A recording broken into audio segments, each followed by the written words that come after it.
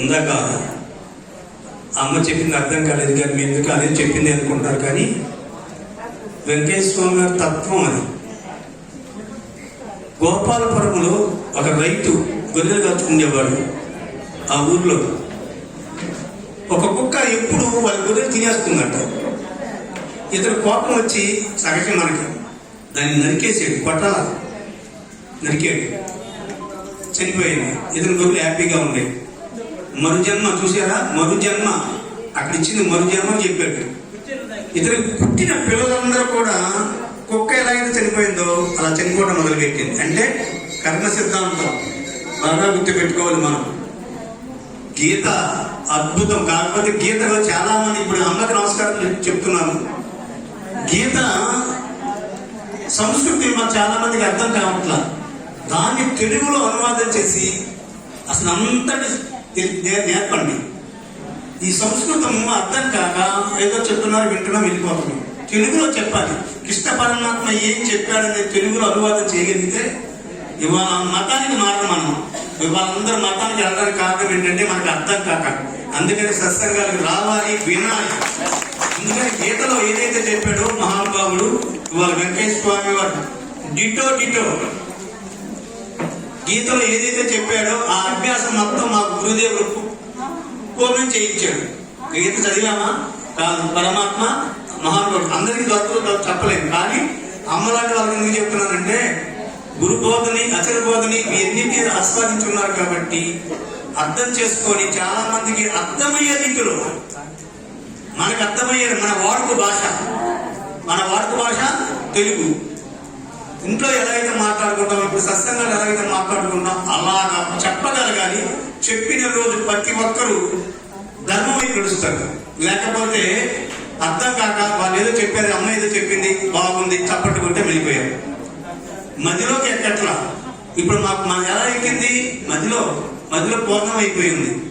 కాబట్టి ఏదైనా మాట్లాడతాం. ఎందుకంటే పూర్ణమైన తర్వాత అవసరం, పూర్ణం కాకముందు ఇలా ఉంది. కాబట్టి అమ్మకు మరొకసారి, ఎందుకంటే అమ్మ చెప్పిన మాటలు విన్నారు కాబట్టి ఆ సత్యానికి మరొకసారి నమస్కారం చూస్తూ ఇప్పుడు ఇందాక చెప్పాక కర్మ సిద్ధాంతం ఆ మాట మామూలు చెప్పి చదివి అయిపోయింది.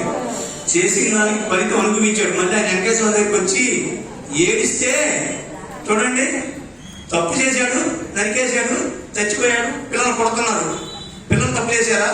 చేయరా. కానీ వాడు శిక్ష అనుభవించాలి కాబట్టి పుట్టిన ప్రతివాడు అలాగే చనిపోయేది. అప్పుడు ఏడుస్తూ వెంకటేశ్వర దగ్గరికి వచ్చాడంట. బాబు నాకేంటి పిల్లలు ఇలా కొడుతున్నారని నమస్కారం పెడితే మహానుభావుడు కదా, భగవంతుడే దైవమయుడు, భగవంతుడు దయగలవాడు. భగవంతుడు రాక్షసుడు భగవంతుడికి అవుతాడు. అది ఏ రూపమైన ఉండేవండి. దయగలిగేవాడు, గొప్పవాడు, మహానుభావుడు అంటాగా, అనేక పేర్లు పిలుస్తాగా. అయ్యా పుడతాక పో అంటాడు. మంత్రం లేదు, తంత్రం లేదు. బాగా గుర్తుపెట్టుకోండి. ఆయన దగ్గర వీటితో పని లేదు. చూస్తూ ఉండు. ఎవరిని? నన్ను అంటూ ఏం చూడాలి? భూమధ్యంలో ఒకటి చూస్తూ ఉండు. కనపడుద్ది, విశ్వం అంతా కనపడుద్ది. అందులో చూస్తూ ఉండమంటాడు. అందుకని ఆయన దయామయుడు కాబట్టి పుడతారులే పోయి అన్నట్టు ఒక మాట 3 అక్షరాలే పుడతారా అంతే, హ్యాపీ. కాబట్టి ఆ చెప్పిన చిన్న మాటలో చెప్తే గంట సేపు చెప్పచ్చు. కానీ అమ్మలు చాలా మంది ఉన్నారు, వినాలి. కాబట్టి గుర్తుపెట్టుకోండి, కర్మ సిద్ధాంతం సత్యము. మనం ఎన్ని చెప్పుకున్నా కర్మ సిద్ధాంతం సత్యము. చేసింది ఎక్కడికి వెళ్తాం. బంతి గోడ కొడుకు తిరిగి మళ్ళీ మన చేతికి చక్కగా వచ్చింది. ఇవాళ రాకపోవచ్చు, 70 ఏళ్ళ తర్వాత వచ్చి కూర్చుంటుంది అని. అప్పుడు ఆడే స్నాట. ఆహా ఇంత బొంగరం తిరిగావా, ఇప్పుడు తెలియదా బొంగరం అంటది. మంచం మీద తిప్పుద్ది, మంచం మీద మన బాగా తిప్పుద్ది. అప్పుడు ఏడుస్తా, భగవంతుడా నాకెందుకు ఈ కష్టపడ్డావు, ఎందుకని బాధపడించే. ముందైతే అసలు భగవంతునే తనదు. కానీ అదృష్టవంతులు మనం తెలుసు తెలియక వెంకటేశ్వర అయ్యా వాళ్ళు తెలుసో తెలియక మన దగ్గరికి వచ్చారులేయ్యా, వాళ్ళు పని చేసి పెడతామని ఇలా నేను చెప్పాడమ్మా. వెంకటేశ్వరం తెలియదు కానీ వచ్చారంట. దేనికి వచ్చారు? నా పిల్లలు పెట్టలేదనో, చదువు రాదేనో, ఉద్యోగం రాదనో, పెళ్లిలో ఇదే ఆత్మజ్ఞానం రాదు. కానీ వచ్చాక మరి వాడు కర్మజీవి, వాడు ఎన్నో చేసుకుంటాడు. అయినా సరే పట్టించుకోరు. వెంకటేశ్వరం ఇచ్చి పంపించడమే ఆయన తెలిసింది. అందుకని ఇవ్వడమే నేర్పాడు అందరికి. మాకు కూడా ఇవ్వడమే నేర్పుతున్నాడు. ఉదాహరణకి ఏం ఇస్తాం, ఏదన్నా కానీ దానగోళం నేర్పాడు. అందుకే ఆయన ఎక్కడుంటే అక్కడ అన్నదానం, ఎక్కడుంటే అన్నదానం. వెంకటేశ్వర గుడిలో చిన్న ఫుడ్ పెడితే చాలు 100 మంది అన్నం పెట్టేస్తాడు. అనేక మంది భక్తులు ప్రతి మాటను స్వీకరించండి. ప్రతి అక్షరము ఒక వరం. గమనించాలి మనం. సత్సంగం అంటేనే ఆదిశంకరాచార్య చెప్పిన మాటలు అద్భుతాలు. తర్వాత మహనీయులు చెబుతుంది, వీళ్ళు చెప్పరు, చేతి చూపిస్తూ ఉంటారు.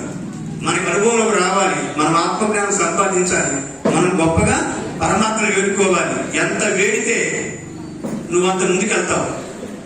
ఏముంది లేదా, నాకేం కాదు, 10 రోజులు వేడాను, నాకు 11 ఏం చేశాడు బాబు, బాబాగారు ఏం చేశారు, వెంకటేశ్వరం ఏం చేశారా అంటే కుదరదు. ఎందుకని నీ తల మీద ఏమో బస్తా బియ్యం పెట్టుకున్నావు.